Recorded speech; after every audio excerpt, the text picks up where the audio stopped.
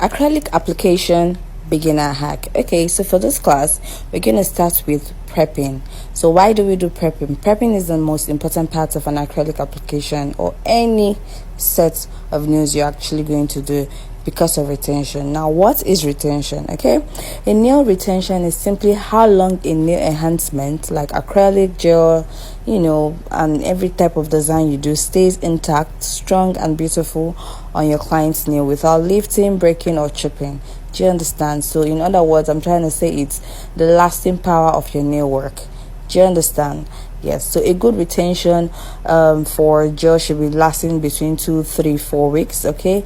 Then a poor retention will be lifting, popping off, or even shifting within, few days. Do you understand? So a retention is very important. So now we are doing this as nail prep, and we are using dehydrator and primer for this particular class. When you buy a new brush, okay, let's do it. When you buy a new brush, you don't have to go and be opening the new brush with your hand. You soak it into your monomer, it will dissolve and it will get soft, just like this. Do you understand? Just like this. Are you seeing me?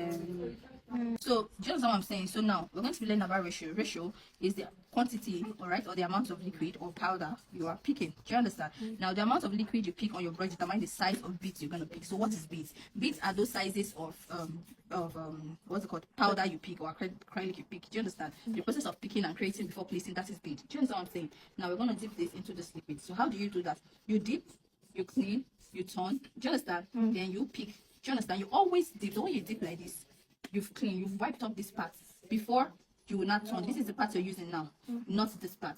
Now this also determines the method of acrylic application you're doing. We have two methods. We have the running method and we have the normal, which is the baking or the cake or the paste method. Do you understand? Now the running method, if you're doing the running method, I dip, I clean, and I pick immediately. I don't even, when I pick immediately, I place. I don't wait. Do you understand? I just place it. But the baking method, I wait. So now let me show you the baking method. I dip, I clean, I turn. Now I pick 1, 2, 3. Do you understand? I wait for it to paste. Are you seeing it?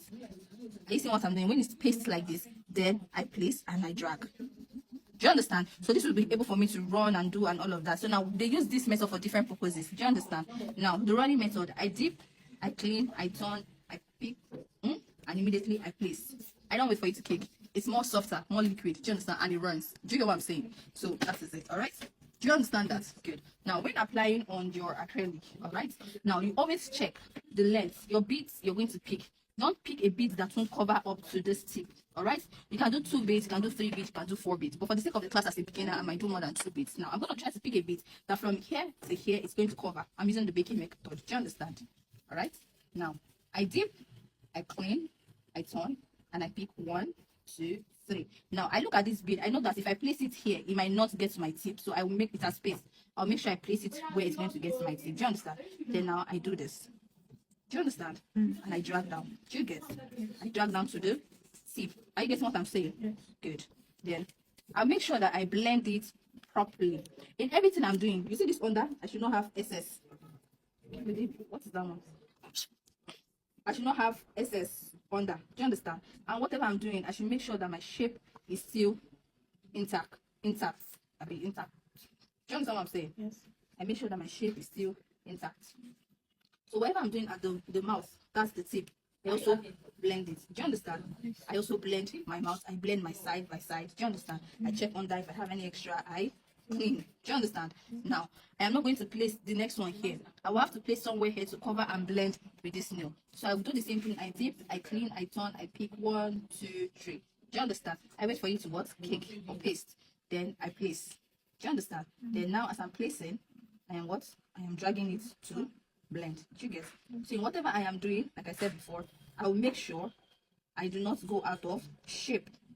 Do you understand? In whatever I am doing, I make sure I do not go out of shape. I don't know if you understand what I'm saying. Yes. Now I'm going to make my application. I will do my application as if I do not have a file. I do not have an E file. I do not have a normal file. That means my application has to be smooth. I'm not going to be having gallops. Do you get? So that is why I blend properly. Do you understand? Now I'm about to create my apex here. Do you understand? Now for you to do that, you dip, you clean, you turn. 1, 2, 3. Do you understand? 1, 2, 3. This is small. I'm cleaning it off. It's not enough for me. I dip again. I turn. I go 1, 2, 3. Do you understand? Now I'll allow this. You can never get your apex with your running method. It has to always be your cake method. Now I'm gonna drop this here. Okay, I didn't do that. I'm going to drop that there. Then I go.